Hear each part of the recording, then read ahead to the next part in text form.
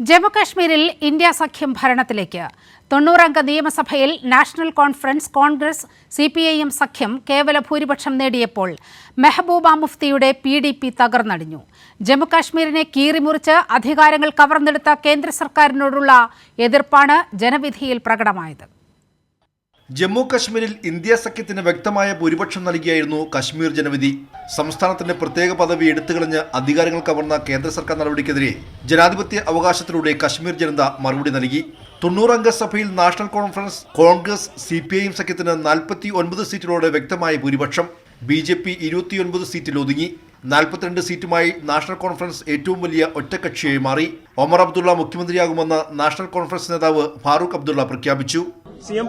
मैं समझता हूं उमर अब्दुल्ला जो है वो CM बनेंगे. കോൺഗ്രസ് 6 സീറ്റുകൾ നേടിയപ്പോൾ കുൽഗാമിൽ CPIM നേതാവ് മുഹമ്മദ് യൂസുഫ് തരിഗാമി ചെങ്കൊടി പാറിച്ചു. ഒറ്റയ്ക്ക് മത്സരിച്ച മുൻ മുഖ്യമന്ത്രി മെഹബൂബ മുഫ്തിയുടെ PDP തകർന്നടിഞ്ഞു. കന്യംഗത്തിനിറങ്ങിയ മെഹബൂബ മുഫ്തിയുടെ മകൾ ഇൽത്തിജ മുഫ്തി ശ്രീ ഗുഫ്വാര ബിഗ് ബെഹ്റാത്ത് മണ്ഡലത്തിൽ തോൽവി ഏറ്റുവാങ്ങി. ഡോഡ മണ്ഡലത്തിൽ മത്സരിച്ച മെഹ്രാജ് മാലിക്കിലൂടെ ആം ആദ്മി പാർട്ടി സംസ്ഥാനത്ത് അക്കൗണ്ട് തുറന്നതും ശ്രദ്ധേയമായി. എഞ്ചിനീയർ റഷീദ് MPയുടെ അവാമി ഇത്തിഹാദ് പാർട്ടിയും കോൺഗ്രസിൽ നിന്ന് രാജിവെച്ച ഗുലാം നബി ആസാദ് രൂപം നൽകിയ ഡെമോക്രാറ്റിക് പ്രോഗ്രസീവ് ആസാദ് പാർട്ടിയും തിരിച്ചടി നേരിട്ടു. അധികാരത്തിലെത്താൻ നിരോധിത സംഘടനയായ ജമാഅത്തെ ഇസ്ലാമിയുമായി നിഴൽ സഖ്യമുണ്ടാക്കിയ BJPക്ക് വലിയ തിരിച്ചടിയാണ് ലഭിച്ചത്.